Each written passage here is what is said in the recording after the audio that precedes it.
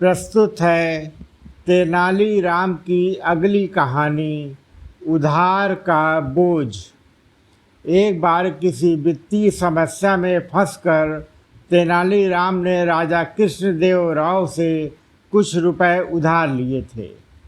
समय बीतता गया और पैसा वापस करने का समय भी निकट आ गया, परंतु तेनाली के पास वापस लौटाने का कोई प्रबंध नहीं हो पाया था। सो उसने उधार से चुकाने से बचने के लिए एक योजना बनाई। एक दिन राजा को तेनालीराम की पत्नी की ओर से एक पत्र मिला।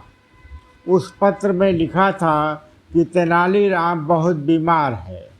तेनालीराम कई दिनों से दरबार में भी नहीं आ रहा था, इसलिए राजा ने सोचा कि स्वयं जाकर तेनाली से मिला जाए। साथ ही राजा को भी संदेह हुआ कि कहीं उधार से बचने के लिए तेनालीराम की कोई योजना तो नहीं है। राजा तेनालीराम के घर पहुँचे।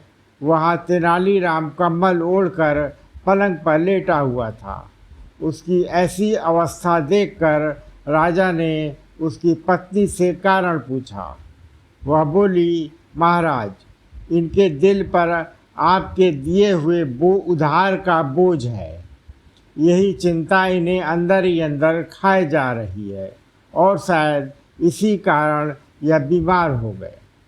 राजा ने तेनाली को सांत्वना दी और कहा, तेनाली, तुम परेशान मत हो। तुम मेरा उधार चुकाने के लिए नहीं बंधे हुए हो।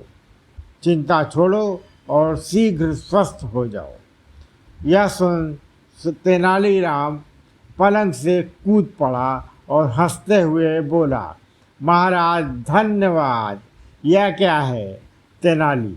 इसका मतलब तुम बीमार नहीं थे? मुझसे झूठ बोलने का तुम्हारा साहस कैसे हुआ? राजा ने क्रोध में कहा, नहीं नहीं महाराज, मैंने आपसे झूठ नहीं बोला। मैं उधार के बोझ से बीमार था।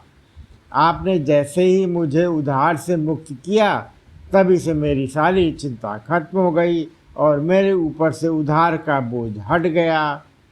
इस बोझ के हटते ही मेरी बीमारी भी जाती रही और मैं अपने को स्वस्थ महसूस करने लगा।